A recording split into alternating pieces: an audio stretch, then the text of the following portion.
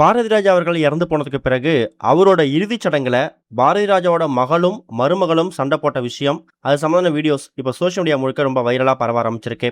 இதுக்கிடையில பாரதி ராஜாவுக்கு இருக்கக்கூடிய பல கோடி ரூபாய் சொத்துல தன்னோட மருமகளுக்கு என்ன மாதிரி பங்கு ஒதுக்கியிருக்காரு, அதனால மகள் ஜனனி எப்படி ரியாக்ட் பண்ணியிருக்காங்க அப்படிங்கிற மாதிரி பல தகவல் இப்போ கிடைச்சிருக்குது. பாரதி ராஜாவுக்கு மனோஜ் அப்படின்னு சொல்லக்கூடிய மகனும் ஜனனி அப்படின்னு சொல்லக்கூடிய மகளும் இருக்காங்க. மனோஜ் நடிகை நந்தனாவை லவ் பண்ணி திருமணம் பண்ணிக்கிட்டாரு. மகளுக்கு மலேசியால ஒரு பிசினஸ் மேனை பாரதி ராஜா திருமணம் பண்ணி வச்சிருக்காரு. தன்னோட கடைசி காலகட்டத்தில் மனோஜ் இறந்து போனதுக்கு பிறகு பாரதி ராஜா மன உளைச்சல் இருந்ததால தன்னோட பொண்ணு ஜனனி வீட்டுக்கு மலேசியாவுக்கு 2 மாசம் போய் தங்கியிருக்காரு. அதுக்கப்புறம் உடனே சரியில்லாம அவர் சென்னை வந்திருக்காரு. தொடர்ந்து ட்ரீட்மெண்ட் தான். சென்னையில மருமகள் நந்தனாவும் பேத்திகளும் வசிச்சு வந்திருக்காங்க. பாரதி ராஜாவோட மனைவி தேனி வீட்டுக்கு போயிருக்காங்க. அதனாலதான் கடைசி காலகட்டத்தில் பாரதி ராஜா பக்கத்துல யாருமே இல்லை. ஒரு நர்ஸை மட்டும் அப்பாயின் பண்ணி அவங்களுக்கு உதவி பண்ற மாதிரி ஏற்பாடு செய்யப்பட்டிருக்குது.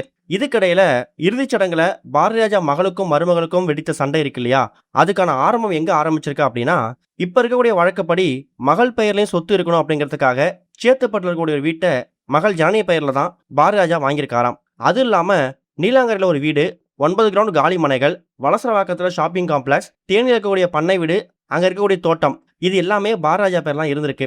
இதுல நீலாங்கரை வீட்டையும் அந்த 9 கிரவுண்ட் காலி இடத்தையும் மனோஜ் பேர்ல எழுதி வைக்கிறாங்கிற மாதிரி தான் பாரதி ராஜா திட்டம் போட்டிருக்காராம். ஆனா மனோஜ் இறந்து போனதுக்கு பிறகு அது அப்படியே கொலாப்ஸ் ஆயிருக்கு.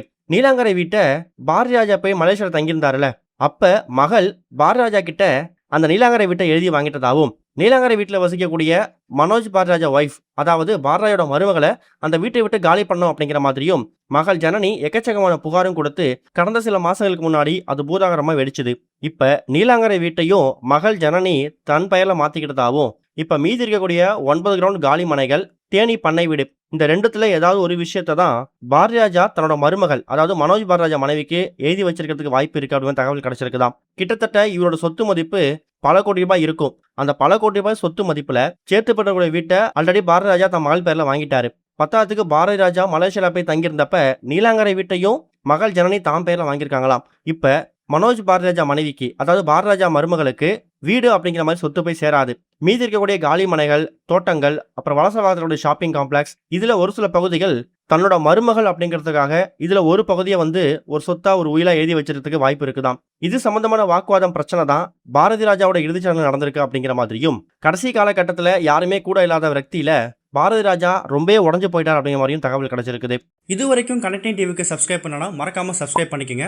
உடனடி அப்டேட்ஸ் பெறுவதற்கு நோட்டிபிகேஷன் பெல்லையும் கிளிக் பண்ணிக்கங்க.